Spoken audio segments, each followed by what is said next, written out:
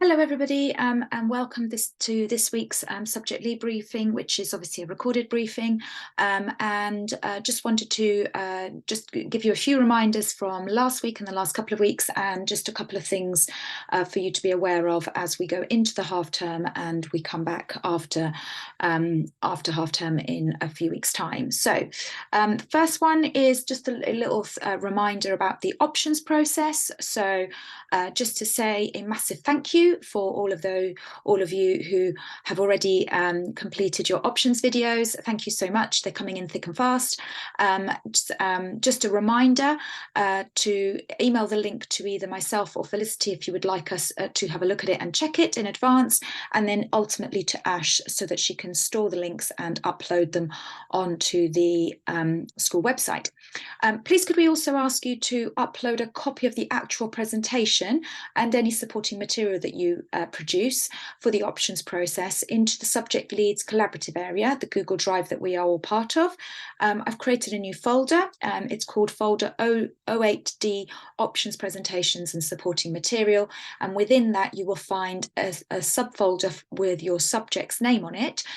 So please just pop your presentation into there once you have emailed Ash and ourselves the link. So a massive thank you for those again. Just a little reminder that this week's link meetings are cancelled, and instead we would like you to use the time to complete some learning walks of all your colleagues. They don't have to be longer than 10-15 minutes, but focusing on the 4 whole school routines that we are trying to embed this term. And also, once you've done that, just to complete the very quick Google form for each of your colleagues, just to give us an idea of how well those routines are being embedded within your subject area. And just a reminder that these need to be all completed by this Friday, so I can use the data to inform next half-term CPD.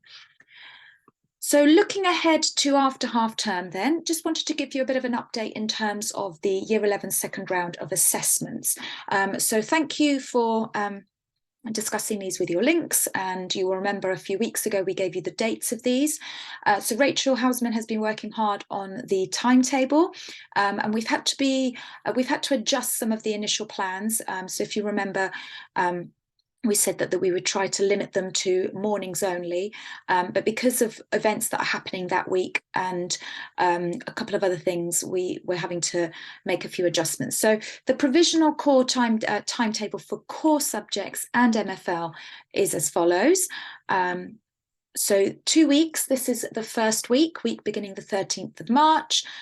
So you will notice that there are exams in the morning and in the afternoon, and students either have study time or normal lessons 3 and 4, depending on the nature of the day.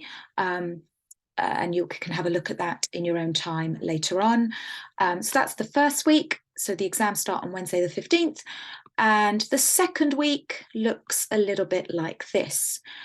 So again, we've tried to put them in the morning. There's some that are in the afternoon, but on Friday the 24th, all students should be back into normal lessons.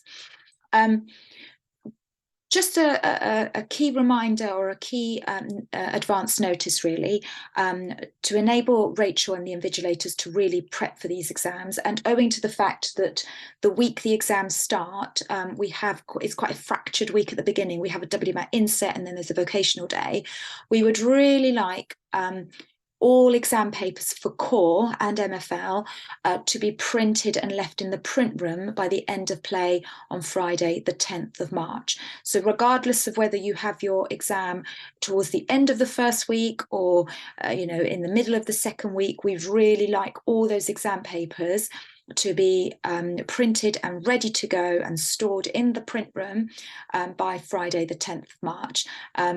It just means that Rachel and her team do not have to be chasing staff in the middle of the exam season or in the middle of the assessment session looking for papers. So if you could just put a little note in your diaries that, or if you are a core subject and MFL, you must have those exams, relevant exams for your subjects, printed and stored by Friday the 10th of March.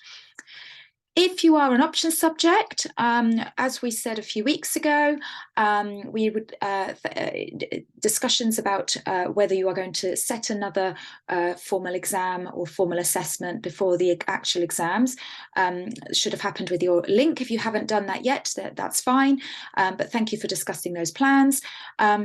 The window available for setting any further formal assessments is going to be between Monday the 6th of March to Friday the 24th of March.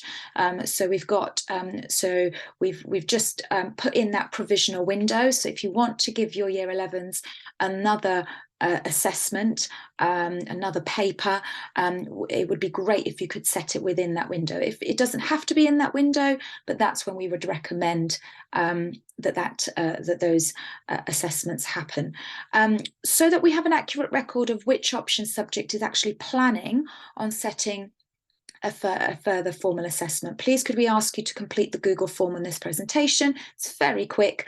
It's just for option subjects. Just tell us if you think you're going to set another paper or not. And if you could just tell us by the week after half term, that'd be great. Just a reminder, there is absolutely no requirement for option subjects to set any further formal assessments. We don't believe in asking you to set assessments for the sake of assessments, but what we would ask is for you to consider carefully what quantitative and qualitative data you are actually going to use then to inform the last data drop for year 11, 11.3. That has actually now been rescheduled and will take place on 19th of April, which is after Easter.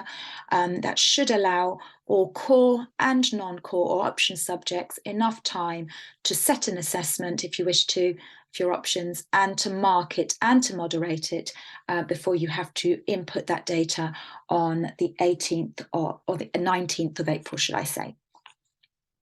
Any questions regarding those second round of assessments, please do discuss those with your link after half term. Just a couple of notices about year 11 after school revisions. So a huge thank you for completing the Google form that Felicity sent out. Thank you very much for doing that. Unfortunately, or fortunately, we used to say, there are some major clashes between subjects. So 7 subjects at the moment all want to run revision sessions on a Tuesday, and some have already started. Now, in order to ensure equity across all subjects, and in order to ensure that the same children don't get pulled in multiple directions and don't have alternatives, what we are going to propose is that after half term, if you are one of those subjects that you are running revision or would like to run revision on a Tuesday, that we're going to ask you to discuss that with your SLT link and see whether that can be moved, because we obviously can't have every revision session happening on a Tuesday, and we need to see if there are other sessions that can be moved or which students you want, so that they're not pulled in multiple directions, because that's not very helpful. And finally, the majority of subjects have actually, or you actually intend to target key students, which is brilliant practice. Thank you so much for doing that. And then for this reason, then we are happy for letters home about these revision sessions to come from subject leads rather than a centralised letter coming from the school. So we will obviously put something in the newsletter to tell year 11 parents that this is going to happen. But if you are proposing to run a revision session and it's going to be targeted to specific students, we'd like you to draft a letter and send that from the subject leads. More about communicating home in a minute, but that's just a little bit about after school revision sessions for year 11. Just looking ahead to Easter and year 11 Easter revision. So traditionally we have held revision sessions at Easter, not for all subjects and not for all students, but they have taken place so that we can prepare for this round of revision. Felicity will send an email out this week to all subject leads, and effectively we're going to be asking you whether you would like to run some revision, whether your department colleagues would like to run some revision, whether you feel it's necessary. or whether you can't, and it will also contain details of how much we will pay, or how much people will get paid to prepare and run those revision sessions. It's quite a tight turnaround in terms of getting that information in and actually then putting the timetable together, so please do make a note of all the key dates in the email, and do reply to that email promptly as soon as Felicity sends it to you. And finally, just a little note about communication home. We're trying really hard as a school to try and centralise or standardise, but also have a bit of a handle on what is sent home to large numbers of students from different areas of the school. So what we'd like to propose is the following. All formal communication that is being sent home from either a subject lead or a teacher regarding any aspect of the curriculum or a subject, we would like that to come to us first, to either Felicity or myself first, for checking and reviewing, just so that we have a bit of an overview of what's going on, and just that it's proofread by somebody. So two heads are always better than one in these occasions. Please CC your SLT link in so that they're aware as well of what you're sending home. And then once it's checked, it should be sent to Ash, who either will send it herself, depending on the nature of the letter or the communication, or will ask Stacey or Emily to send it, depending on that. And we were going to ask pastoral leads to do the same, so that just that we have a bit of a handle on what is being sent to parents, and parents aren't being overwhelmed with multiple letters every week. This is regarding all formal communication to multiple students. Obviously, the one-to-one phone calls and emails that individual teachers make to individual students, that doesn't need to be reviewed or proofread or scrutinised by us. So please do continue doing that. But it's any large letters that need to be sent home to the entire cohort or to the entire department, for example. Those sorts of things do need to come through us in the first instance. So that's just a little bit about communication home.